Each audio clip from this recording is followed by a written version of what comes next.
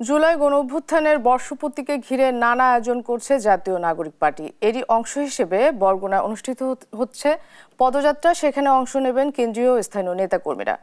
এ নিয়ে বিস্তারিত জানাতে আমাদের সঙ্গে সরাসরি যুক্ত হচ্ছেন আমাদের সহকর্মী সঞ্জু রায়। সঞ্জু, পদযাত্রাকে ঘিরে জাতীয় নাগরিক কমিটির পক্ষ থেকে কি কি বার্তা দেওয়া হচ্ছে? দেশ ঘুরতে জুলাই পদযাত্রা কর্মসূচিতে আজ কিন্তু উত্তর প্রাণকেন্দ্র বগুড়ায় এসেছেন এনসিপির কেন্দ্রীয় নেতারা। ইতিমধ্যেই বগুড়ায় কিন্তু উপস্থিত হয়েছেন এনসিপির যিনি আহ্বায়ক রয়েছেন নাহিদ ইসলাম সহ মুখ্য সংগঠক সার্জিস আলম, এছাড়াও রয়েছে তাসলিম যারা, সামান্তা শারমিন এবং সদস্য সচিব আক্তার হোসেন সহ নেতৃবৃন্দ। আর অল্প কিছুক্ষণের মধ্যেই কিন্তু বগুড়ার শহরের বগুড়া পলিটেকনিক ইনস্টিটিউটের সামনে থেকে তাদের পদযাত্রার যে কর্মসূচি তা কিন্তু শুরু হওয়ার কথা রয়েছে।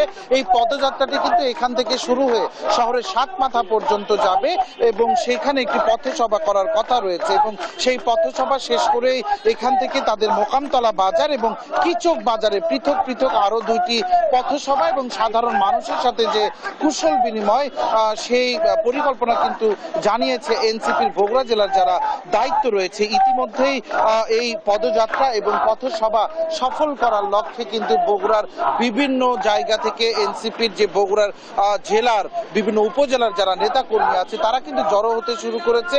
পলিটেকনিক ইনস্টিটিউটের সামনে ইতিমধ্যেই অর্ধশতাধিক এনসিপির নেতাকর্মী তারা কিন্তু স্লোগানে মেতে উঠেছে।